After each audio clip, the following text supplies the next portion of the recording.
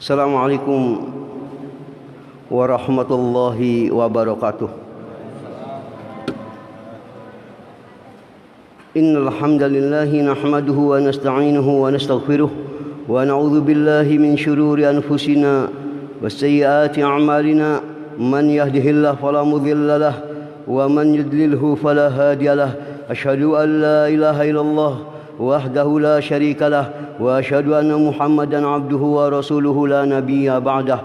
Allahumma salli ala Muhammadin wa ala alihi wa ashabihi ajma'in wa man tabi'ahum bi ihsanin ila yaumiddin. Amma ba'd, fa inna khairal hadithi kitabullah wa khairal hadi hadi Muhammadin sallallahu alaihi wa alihi wasallam wa syarrul umuri muhdatsatuha fa inna kulla muhdatsatin bid'ah wa inna kulla bid'atin dhalalah wa inna kulla dhalalatin finnar. Ikhwanul kiram azani Allah wa iyyakum.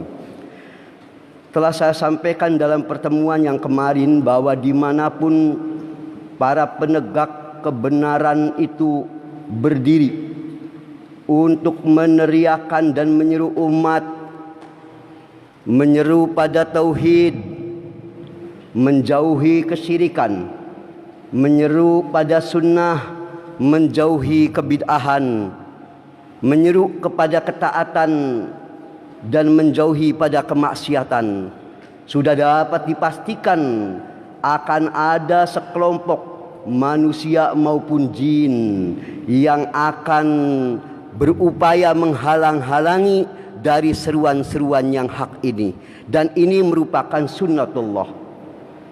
Di antara cara agar kebenaran dapat terhambat, maka salah satu jurus yang banyak digunakan oleh ahlul batil, baik orang-orang kafir, musyrik dan sebagainya, adalah dengan melontarkan berbagai fitnah dan tuduhan-tuduhan keji yang dilontarkan di tengah-tengah masyarakat umum, yang tujuannya fitnahan ini agar orang membuat lari dari para penyeru kebenaran itu. Maka dilontarkan istilah-istilah yang akan membuat orang awam menjadi takut kepada para penegak kebenaran itu. Tak perlu kita memberi contoh jauh-jauh. Telah saya sampaikan dulu, Rasulullah sallallahu alaihi wasallam sebelum beliau mulai terang-terangan mendakwahkan tauhid, seluruh masyarakat Arab jahiliyah sepakat menggelari beliau sebagai Al-Amin, orang yang dapat dipercaya karena kejujurannya. Tak ada seorang pun di tanah Arab saat itu yang meragukannya. Tetapi hal ini berubah 360 derajat saat Nabi kita sallallahu alaihi wasallam mulai menyerukan dakwah tauhid. Maka gelar Al-Amin yang sempat disematkan kepada beliau sallallahu alaihi wasallam berubah total menjadi julukan, gelaran dan sebutan-sebutan yang menyakitkan hati, penuh fitnah-fitnah dan kedustaan yang bertujuan agar orang tidak lagi mempercayai apapun yang dibawa oleh Nabi kita Muhammad sallallahu alaihi wasallam. Beliau terkadang disebut sebagai tukang sihir, beliau terkadang disebut orang gila, beliau disebut sebagai dukun, beliau disebut sebagai dan berbagai gelar-gelar yang tidak mengenakan lainnya.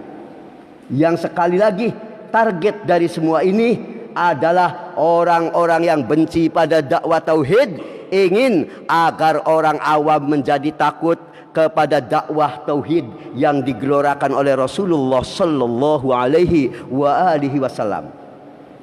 Salah satunya sebagai persepsi, saya mengingatkan lagi dalam Quran surat Shad ayat 4, Allah Subhanahu wa taala mengisahkan tentang salah satu episode yang pernah dialami oleh Nabi kita sallallahu alaihi wasallam. Wajibu an ja'ahum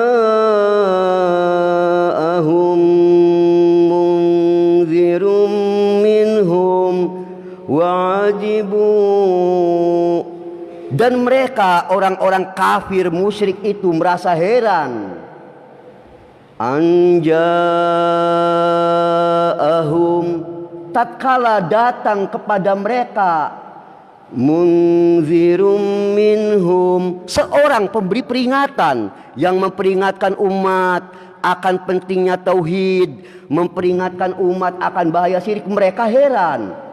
Wa qala al-kafirun, bahkan kemudian orang-orang kafir ini melontarkan perkataan-perkataan, melontarkan subhat fitnah dan kata-kata dusta yang ditujukan kepada Nabi kita sallallahu alaihi wasallam dengan apa?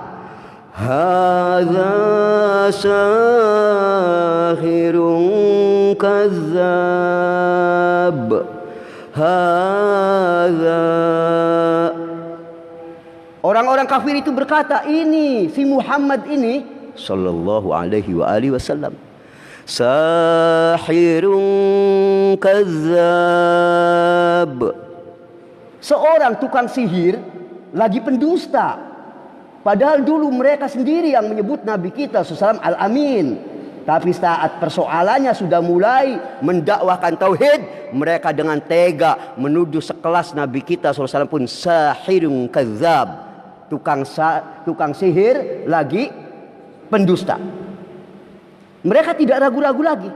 Ini sekali lagi dilakukan adalah dalam rangka untuk mempengaruhi orang-orang awam, agar orang-orang awam menjadi takut dengan lakob-lakob buruk yang disematkan kepada Nabi kita sallallahu alaihi wasallam. Bahkan dengan bahasa yang lebih ekstrim, dalam surat As-Saffat ayat 36 ya sampai 37 lengkapnya, silakan nanti antum lihat sendiri. Di situ Allah berfirman bagaimana perkataan orang-orang kafir, orang-orang musyrik kepada dakwah tauhid yang digelorakan Nabi kita sallam. Wa yakulun, orang-orang kafir itu lalu memviralkan dengan melontarkan perkataan-perkataan dusta penuh fitnah. Apa? Inna latariku alihatina, akankah kami tinggalkan ilah-ilah kami, Lata, Uzza, Manata, Hubal, li syairim majnun, li syairim majnun, gara-gara si Muhammad sallallahu alaihi wasallam tukang syair yang gila.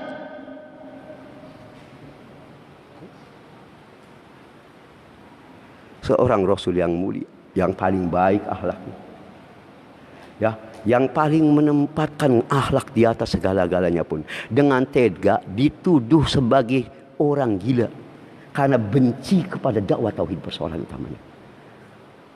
Kalau dalam aktivitas sehari-hari beliau sudah dikenal orangnya baik, masyarakat Arab jahiliyah juga tahu, mereka mengakui jujur.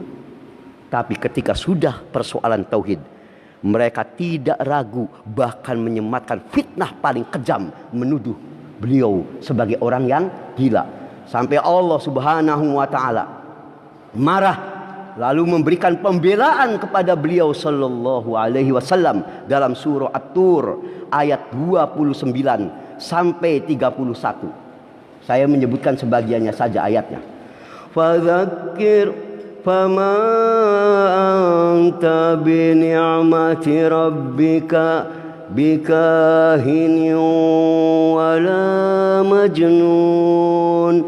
Fadzakir, hai Muhammad sallallahu alaihi wasallam, tetap kau beri peringatan kepada umatmu. Fama anta bi ni'mati rabbik, dengan nikmat dari Tuhanmu engkau ini sekali-kali bukanlah bikahinin wala majnun, bikahinin. Bukan dukun, kahin. Kau bukan dukun. Seperti fitnah yang dilontarkan orang-orang kafir. Biarkan mereka melontarkan tuduhan-tuduhan buruk itu padamu. Aku yang akan jadi pembela. Engkau ini bukan apa? Bikahini wala majnun. Bukan kahin, bukan pula orang yang gila. Tetap kau teruskan dakwahmu. Jangan melemah sekalipun kau dituduh dukun, orang gila, orang sinting. Terus gelorakan dakwah tauhid. Sebab engkau dengan nikmatmu, engkau tidak seperti yang mereka tuduhkan sebenarnya. Teruslah engkau berdakwah, hai Muhammad sallallahu alaihi wa alihi wasallam. Ikhwan, kalau sekelas Nabi kita sallallahu alaihi wa alihi wasallam saja diperlakukan demikian, maka janganlah kita pun menjadi lemah, apalagi sekelas kita yang lebih banyak kekurangan-kekurangannya. Ketika kita mulai mengenal tauhid, mengenal sunnah, baru kita hijrah. Demi Allah, wallah, Anda pasti akan banyak mendapat tantangan kata-kata yang tidak mengenakan dari masyarakat sekitar. Maafkan saja mereka. Jangan balas dengan perkataan-perkataan yang buruk. Tetap Anda konsisten di dalam dakwah tauhid. Tetap Anda konsisten di dalam dakwah sunnah. Karena mereka ini memang sudah sunatullah. Setiap orang-orang yang benci kepada dakwah tauhid dan sunnah, mereka tidak bisa menjatuhkan Anda dari sisi hujah. Satu-satunya jalan yang mampu mereka lakukan melontarkan fitnah-fitnah dan tuduhan-tuduhan keji. Tapi jangan khawatir, binikmati rabbik, dengan nikmat dari Tuhanmu, kau teruskan saja. Allah yang akan membela Anda. Kita memohon kepada Allah, semoga Allah Subhanahu wa taala menjauhkan kita dari fitnah-fitnah tatkala kita berdakwah di dakwah tauhid dan dakwah sunnah. Semoga Allah taala sudi membela kita dari segala fitnah-fitnah yang dilontarkan pada dakwah-dakwah kita ketika kita menyerukan dakwah tauhid dan sunnah. Teruslah kita berjalan, jangan melemah. Antum terus jalan. Anda tahu pasti antum juga banyak tantangan ya di masyarakat sekitar dan sebagainya. Enggak usah kecil hati, terus ya, yakinlah Tuhanmu yang akan membelamu. Amin ya rabbal alamin. Ikhwan azani Allah wa iyyakum, di antara salah satu tokoh yang selama ini dikenal habis-habisan mencoba mengembalikan umat Islam agar kembali kepada tauhid setelah sekian ratus tahun lamanya umat kembali berkubang kepada kesyirikan. Salah satu tokoh yang paling terkenal dan fenomenal tidak lain dan tidak bukan, dia adalah Syekh Muhammad bin Abdul Wahhab rahimahullah. Siang dan malam beliau habiskan waktunya untuk kembali mengingatkan umat agar kita kembali kepada tauhid seperti tauhid yang diajarkan oleh Rasulullah sallallahu alaihi wasallam dan para sahabat ridwanullah alaihim ajmain. Terlalu banyak tantangan yang dihadapi beliau, sangat menyakitkan. Fitnahan-fitnahan keji tiada henti dialamatkan kepada beliau. Sampai kemudian ahli-ahli syirik, ahlul bid'ah yang memang tidak suka kepada tauhid mulai kembali melancarkan jurus orang-orang kafir terdahulu, yaitu apa? Membikin gelar. Bagaimana agar gelar ini menjadi satu momok yang menakutkan agar orang awam tidak mau mendekat kepada tokoh penyeru tauhid yang ini. Mulailah maka mereka membikin gelar Wahabi. Istilah ini terus ditenarkan, yang dimaksudkan agar orang begitu mendengar nama Wahabi selalu identik dengan kekerasan, pentakfiran, kekejaman, tidak memiliki kemanusiaan, kaku, jumud dan seterusnya. Terus segala media mereka lakukan dalam rangka untuk membuat umat ini terus terjerumus dalam kesyirikan dan kebodohan. Wahabi, Wahabi, Wahabi, terus sampai kemudian seakan-akan istilah Wahabi ini telah dikenal sebagai idiom dalam masyarakat kita, sesuatu yang brengsek, yang harus diwaspadai, yang kelompok ini adalah kelompok takfiri yang bisa membahayakan umat. Demikianlah ketika mereka tidak lagi mampu menaklukkan dakwah Syekh Muhammad bin Abdul Wahhab rahimahullah, orang yang mulia ini, dengan hujjah, maka mereka sekali lagi meneladani para pendahulunya dari kaum kafir, munafik dan musyrik, yaitu membuat lakob-lakob, gelar-gelar agar orang awam yang tidak tahu apa-apa menjadi lari. Karena itu tema kita sambungan hari ini adalah ada apa sebetulnya dengan Wahabi. Agar kita menjadi tahu, sebab membela kehormatan seorang ulama ahlu sunnah, ulama salafi, apalagi yang telah masyhur namanya sekelas Syekh Muhammad bin Abdul Wahhab rahimahullah, menjadi kewajiban bagi kita, wajib hukumnya. Menjadi kewajiban, bukan karena pribadinya.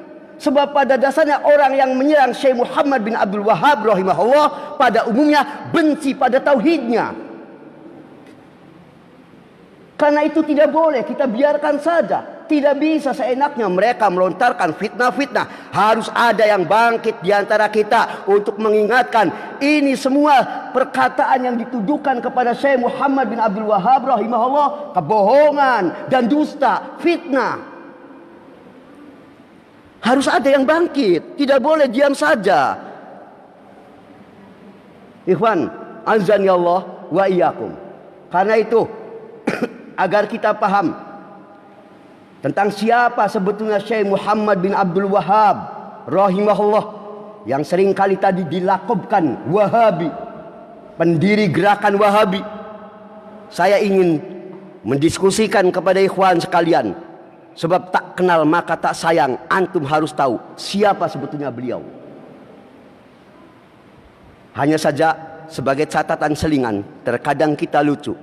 Ada banyak di Indonesia ini yang begitu muak kepada Wahabi, marah, benci, ya, dengan Saudi yang dianggap pengimpor faham Wahabi. Tapi terkadang Wahabinya dibenci, duitnya dipengeni. Ini yang aneh, tanpa malu. Ya, bagaimana orang yang sudah bermuka tembok akan malu? Ya, wah, Wahabi ini begitu kurang fulus datangnya ke negeri Wahabi. Allahul musta'an. Ini apa? Ya, subhanahu.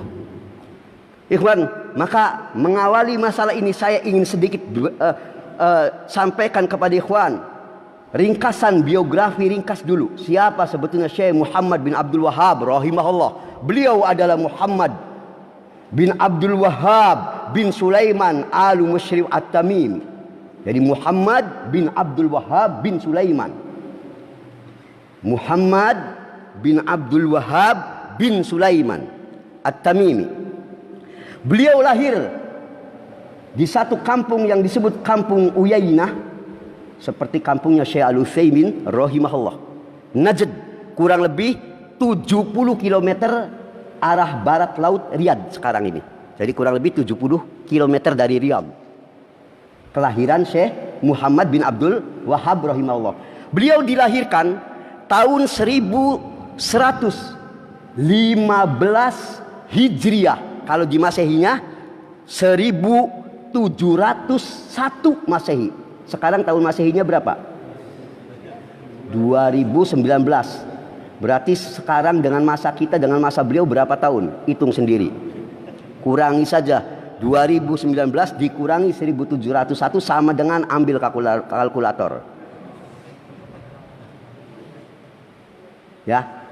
Dan beliau wafat pada tanggal 29 Syawal 1206 Hijriah. Dalam Masehinya 1793 Masehi, dalam usia yang cukup tua. Beliau wafat dalam usia 92 tahun. Masya Allah, cukup panjang umur beliau. Jabatan terakhir beliau sampai wafatnya adalah Menteri Penerangan Kerajaan Saudi Arabia. Dan beliau menjabat ini nggak tanggung-tanggung 42 tahun. Masya Allah, ya, Syekh Muhammad bin Abdul Wahhab rahimahullah. Ya, sehingga dengan pertolongan Allah lah kenapa dakwah tauhid di negeri Saudi sampai saat ini yang paling kokoh.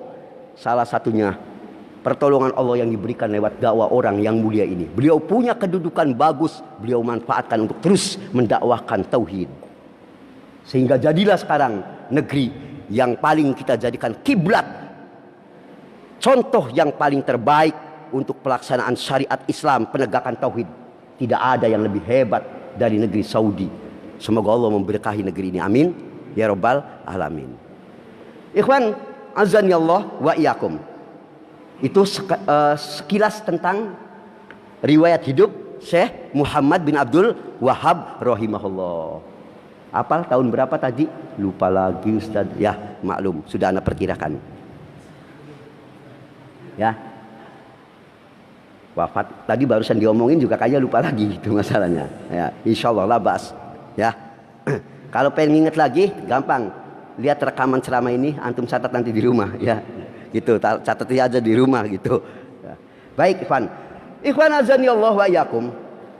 Ustaz, bagaimana Syekh Muhammad bin Abdul Wahhab rahimahullah kemudian dituduh bahwa dia ini orang yang keras, gampang mengkafirkan dan sebagainya? Ada apa sebetulnya dengan Syekh Muhammad bin Abdul Wahhab ini? Dan bagaimana awal mula gerakan beliau itu disebut sebagai gerakan Wahabi? Sebelum saya menjawab pertanyaan ini, saya harus sampaikan dulu sebuah pengantar. Pertama, mesti antum ketahui dalam kaidah dikatakan al-ibrah bil haqiqah la bil musammiyat. Maksudnya begini, sesuatu itu dihukumkan harus dengan hakikat, bukan nama.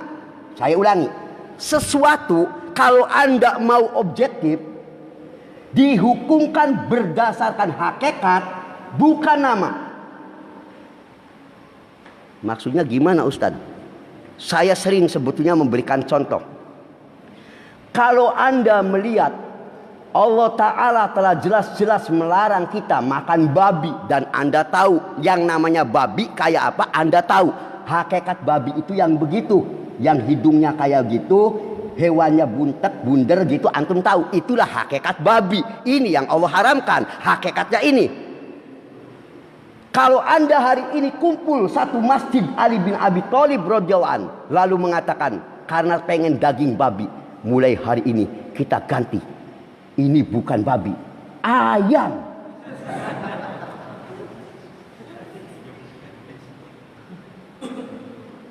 Apakah jadi halal? Karena rubah nama? Nama tidak punya pengaruh selagi hakikatnya ada. Bukti fisiknya dia adalah babi. Anda mau merubah dengan nama ayam sekalipun tak ada manfaatnya. Karena yang dianggap hakikat dan bukan nama. Awas, ini penting kaidah. Manhaj Ahlus Sunnah itu selalu logis, didukung dalil-dalil akli yang sehat. Maka yang dipakai hakikat. Bisa dipahami? Inilah contoh Ahlus Sunnah wal Jamaah. Nih, tokoh ini Ahlus Sunnah wal Jamaah.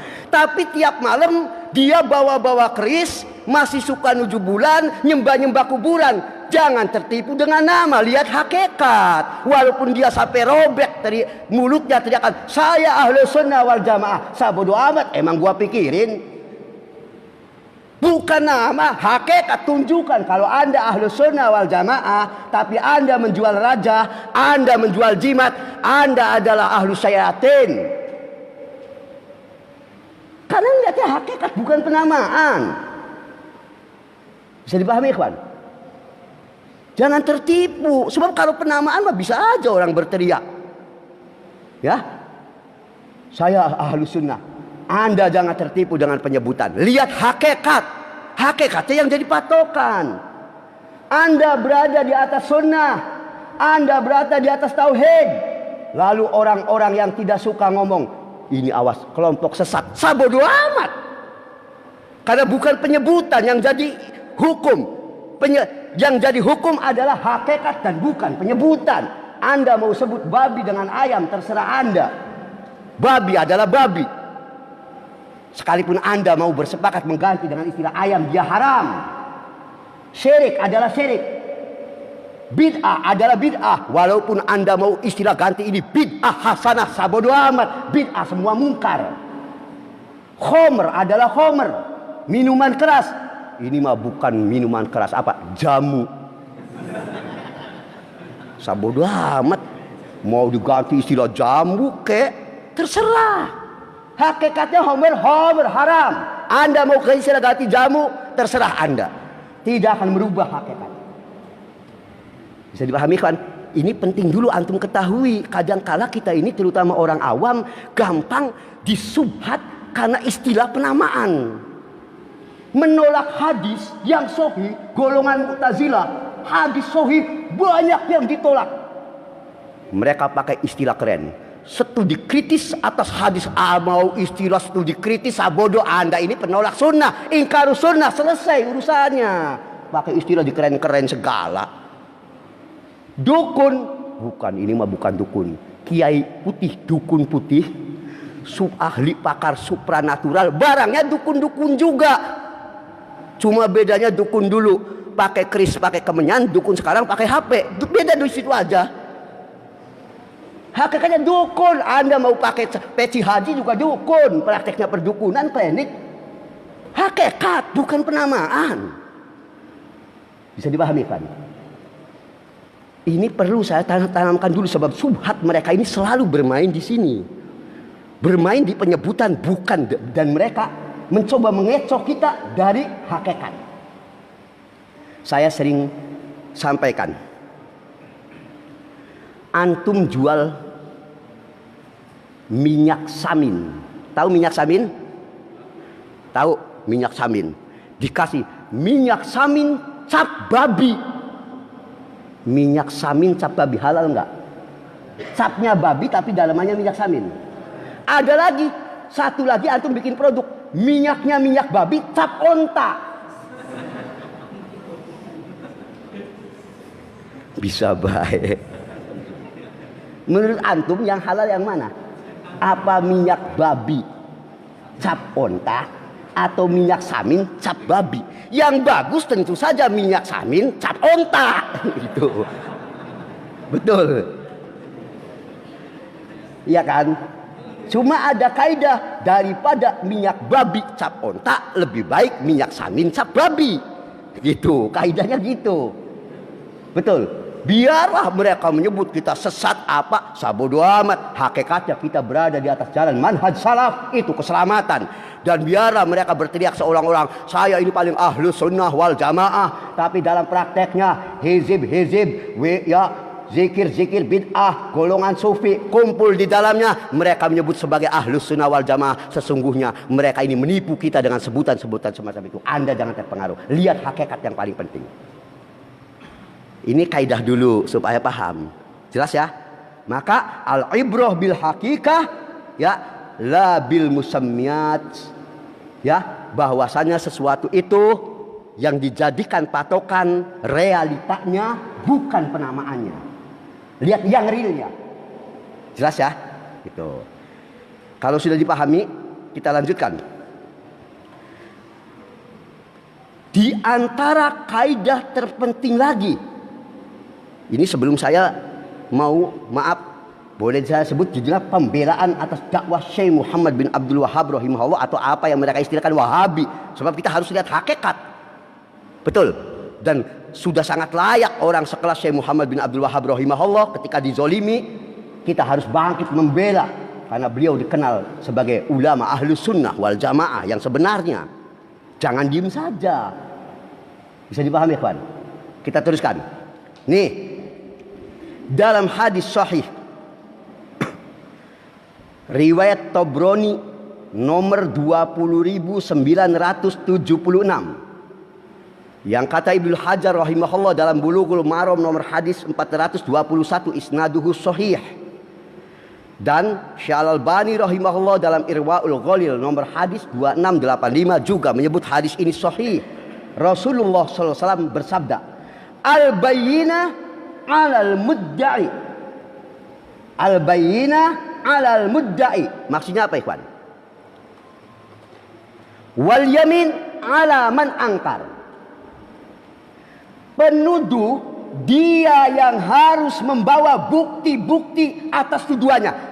Anda kalau mau menuduh si fulan itu pendusta, Anda harus bawa bukti, rekaman, tulisan yang menunjukkan orang ini pendusta, bawakan. Sementara orang yang dituduh cukup untuk bersumpah kalau dia tidak merasa seperti yang dituduhkan. Cukup orang yang dituduh mengatakan, demi Allah saya tidak seperti yang Anda tuduhkan. Kalau tuduhan Anda benar, bawakan bukti kepada saya. Harus bawa. Yang menuduh harus bawa bukti. Di buku apa si fulan itu Anda menganggap orang ini sesat karena apa? Karena dia ngomong begini-begini. Mana buktinya? Dia penuduh yang harus bawa bukti. Orang yang dituduh cukup mengatakan, subhanallah, hadza buhtanun azim. Maha suci Allah, tuduhan Anda ini fitnah yang amat besar bagi saya. Demi Allah saya tidak melakukan seperti yang apa Anda tuduhkan. Cukup kalau orang yang dituduh cukup sumpah. Yang menuduh dia harus bawa hujah, buktinya. Sebab kalau tidak begitu, orang bisa seenaknya. Tinggal saya ngomong, ente ini dasar tukang nyolong kambing ya. Mana buktinya? Enggak ada, cuma ya udah saya mau nyebut gitu aja ya enak. Dia harus bawa bukti. Buktinya pada hari itu jam 6 pagi saya melihat si fulan sedang berjalan di sawah dengan si Anu. Saya waktu itu sama saya. Dia bawakan bukti, saksi, bukti. Dia buktikan bahwa dia melihat sendiri. Ada alasan kuat sehingga saya mengatakan Anda itu pencuri. Dia harus bawa bukti, betul? Jika perlu, nih kambing yang Anda curinya sudah berhasil diamankan. Dia harus membawakan bukti, betul? Nah, kenapa saya sampaikan ini, kawan? Orang-orang yang melontarkan dakwah kepada Syekh Muhammad bin Abdul Wahhab rahimahullah, ketika ngomong nanti Anda buktikan, beberapa perkataan yang sangat menyakitkan yang dilontarkan oleh orang-orang yang benci kepada Syekh Muhammad bin Abdul Wahhab. Mereka melontarkan kata-kata yang luar biasa menyakitkan dan kejam, ya, tanpa membawakan bukti-bukti yang dapat dipertanggungjawabkan. Sebagai contoh, Ana berikan contoh perkataan-perkataan yang sangat menyakitkan. Saya akan ambil contoh yang di Indonesia saja dulu. Jenderal TNI Purnawirawan Hendro Priyono, mantan Kabakin,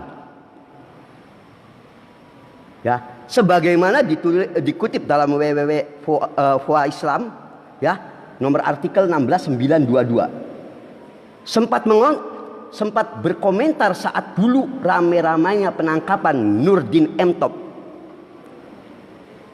Orang ini berkata, karena Nurdin M. Top mendapat perlindungan dari pengikut organisasi yang masih menganut paham Wahabi, Nurdin bersembunyi di habitat yang senang kekerasan, mengaku di negeri ini sebagai Wahabi dan Salafi. Subhanallah. Padahal kita tahu, kita ini demo saja haram. Bagaimana lalu mengatakan dakwah Salafi, dakwah Wahabi senang kekerasan, demonstrasi saja haram? Betul. Bawakan di kitab mana Syekh Muhammad bin Abdul Wahhab rahimahullah pernah atau mendorong pengikutnya, muridnya untuk melakukan apa yang disebut oleh orang ini. Bisa dipahami, Pak? Ini sebagai contoh saja, ya. Kemudian Said Akil Siraj hadahullah, ya, orang ini juga berkata, ya, kelompok Salafi Wahabi memiliki keyakinan hanya Islam versi mereka saja yang benar, sementara orang di luar mereka sudah dianggap bukan Islam. Dari situ mereka beranggapan kalau bukan Islam maka halal darahnya, boleh dibunuh. Tinggal tunggu kapan ada kesempatan, ada kemampuan dan ada keberanian.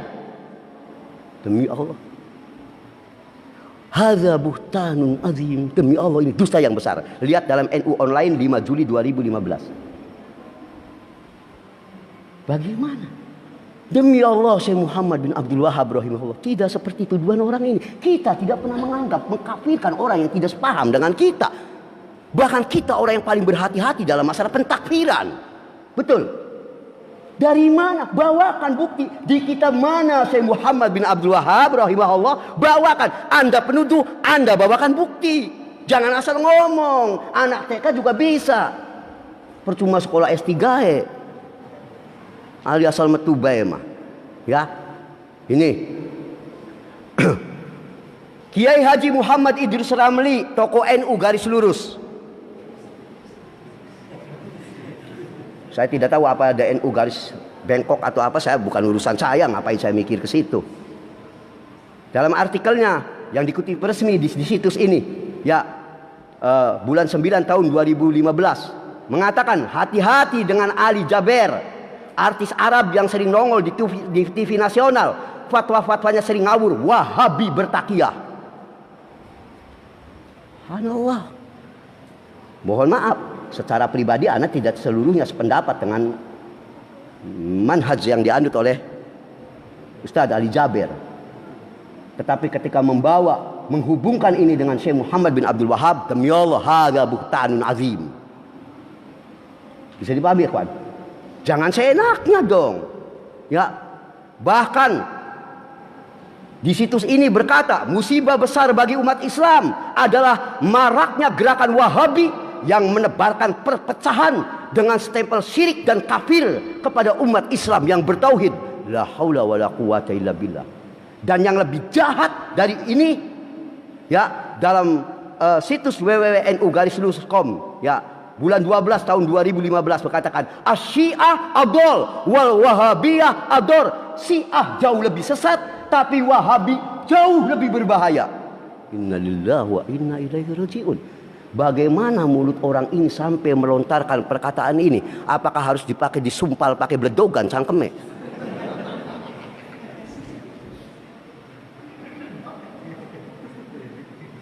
Ini supaya menang.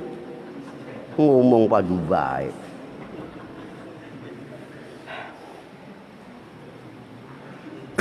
Masuk waktu saya. Ini ya, yang atau ya kita sedihkan ya. Masih dalam situs yang sama ya. Dikatakan tentara ISIS meneladani pendahulunya Muhammad bin Abdul Wahab An-Najdi, pembawa kerusakan di muka bumi, penebar fitnah dan ajaran takfiri.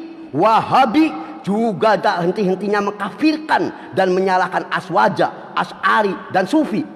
Roja TV dan TV-TV Wahabi misalnya dengan enteng mereka selalu mengkafirkan, membid'ahkan para salaf kita. La haula wala quwata illa billah. Betapa ini? Tanpa mereka menyertakan di kitab mana kita mengkafirkan saudara-saudara kita, baik dari kalangan Nahdlatul Ulama maupun dari yang lain orang. Tidak pernah kita melontarkan perkataan semacam itu. Demi Allah, ini fitnah keji. Bagaimana kita disebut menebar fitnah dan ajaran takfiri, sementara kita tahu salafi paling hati-hati dalam menetapkan hukum pengkafiran. Maka demi Allah, ini fitnah yang kejam dari mereka. Semoga Allah memberikan hidayah kepada mereka. Atau kalau tidak dan mereka terus menebarkan fitnah ini, semoga Allah menghancurkan setiap orang yang musuh dakwah tauhid, dakwah Ahlussunnah. Amin ya rabbal alamin. Ini ikhwan, sebagai pengantar, banyak lagi nanti saya kutipkan perkataan-perkataan yang menyakitkan yang dilontarkan oleh mereka yang tidak suka kepada dakwah Syekh Muhammad bin Abdul Wahab rahimahullah pada khususnya. Lalu dengan itu mereka melontarkan perkataan-perkataan yang sangat tidak sepantasnya.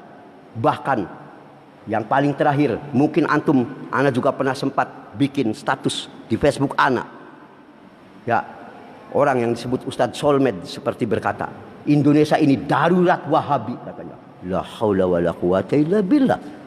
Ngerti apa dia orang ini? Ya, subhanahu. Biasa bergabung di kelompok-kelompok yang dekat dengan kemaksiatan. Ngomentari ulama sekelas Syekh Muhammad bin Abdul Wahab. Demi Allah, pakai kaca enggak ketika ngomong? Bawalah cermin yang gede kalau mau ngomong. Bagaimana orang sekelas model gini mau komentari Syekh Muhammad bin Abdul Wahab rahimahullah, penegak panji tauhid? Saya tidak mengatakan beliau adalah orang yang maksum. Demi Allah, Syekh Muhammad bin Abdul Wahab rahimahullah wallahi bukan orang yang maksum. Tapi tidak boleh memfitnah orang sekelas beliau. Harus objektif. Kalau Anda mau menuduh silakan, bawakan hujah. Jangan asal ngomong. Ini yang membuat kita marah dan kita harus melakukan pembelaan sepantasnya sesuai dengan garis-garis syariat. Kalau tidak kita yang membela, siapa lagi? Ulama kita akan habis dinodai kehormatannya oleh orang-orang yang brengsek semacam ini. Semoga Allah memberikan petunjuk kepada kita dan mereka, dan menghentikan segala provokasi busuk kepada dakwah Syekh Muhammad bin Abdul Wahhab rahimahullah pada khususnya, dan dakwah-dakwah sunnah pada umumnya. Amin ya rabbal alamin. Barakallahu li wa lakum. Walhamdulillahirabbil alamin. Wa sallallahu ala Muhammadin. Assalamualaikum warahmatullahi wabarakatuh. Insyaallah disambung pada pertemuan yang akan datang ya, di malam bulan depan barangkali insyaallah.